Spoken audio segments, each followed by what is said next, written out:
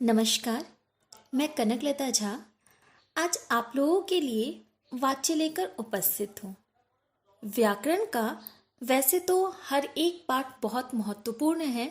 भाषा ज्ञान के लिए वाच्य उन्हीं महत्वपूर्ण पाठों में से एक है। आइए पढ़ते हैं पाठ वाच्य।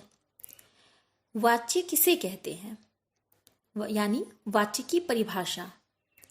क्रिया के जिस रूप से यह जाना जाए कि वाक्य में क्रिया का मुख्य संबंध कर्ता, कर्म या भाव से है, वह वाच्य कहलाता है।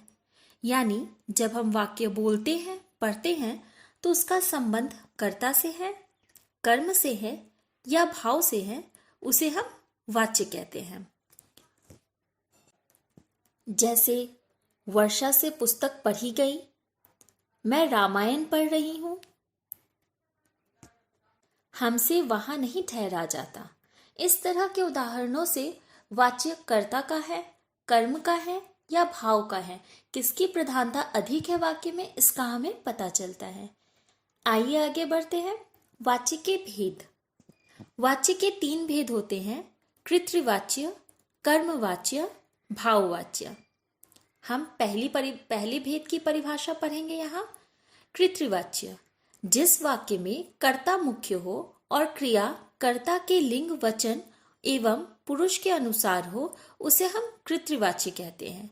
यानी जिस वाक्य में कर्ता की प्रधानता हो उसे ही हम कृतवाच्य कहते हैं। जैसे कि लड़कियां बाजार जा रही हैं, यहाँ बाजार कौन जा रहा है? लड़कियां जा रही है। यानी इस वाक्य का मुख्य क्या हुआ? लड़कियां, इसीलिए इसे हम कृतवाच्य कहते हैं। कुमकुम खाना खाकर सो गई, यहाँ मुख्य क्या है? कुमकुम, क्योंकि खाना किसने खाया? कुमकुम ने खाया। कुमकुम खाना खाकर सो गई, ये वाक्य कृतवाच्य है। इन वाक्यों में हम देखते हैं कि जा रही है, सो गई, ये सभी क्रियाएं कर्ता के अनुसार आई है। कर्ता कर रहे हैं इसलिए कर्ता के अनुसार आई है, इसीलिए इसे हम कृतवाच्य कहते हैं। जो हमारा दूसरा भेद है वो है कर्मवाच्य। कर्म से ही आपको समझ में आ रहा होगा कि जिसमें कर्म की प्रधानता हो, यानी जिसमें क्रिया काम की प्रधानता हो, उस वाक्य को हम कर्मवाच्य कहते हैं। अब परिभाषा पढ़ेंगे हम यहाँ पर। जिस वाक्य में कर्म मुख्य हो तथा उसकी सकर्मक क्रिया के लिंग, वचन व पुरुष के कर्म के अनुसार हो, उसे हम कर्मवाच्य कहते हैं। जैसे कि लड़कियों द्वारा बाजार जाया जाता है, मेरे द्वारा रामायण पढ़ी जा रही है, वर्षा से पुस्तक पढ़ी गई। इन वाक्यों में पढ़ी जा रही है, पढ़ी गई क्रियाएं कर्म के लिंग, वचन, पुरुष के अनुसार आई है। यानी हम उसके लिंग, वचन, पुरुष के आधार पर हम इस कर्म को करते हुए देख पाते हैं, इसीलिए इसे हम कहेंगे कर्मवाच्य। यानी यहाँ कर्म की प्रधानता है। जो तीसरा और अगला भेद है हमारे समक्ष, वह है भाववाच्य। भाववाच्य किसे कहते हैं? जिस वाक्य में अकर्मक क्रिया का भाव मुख्य हो, उन्हें हम भाववाच्य कहते हैं।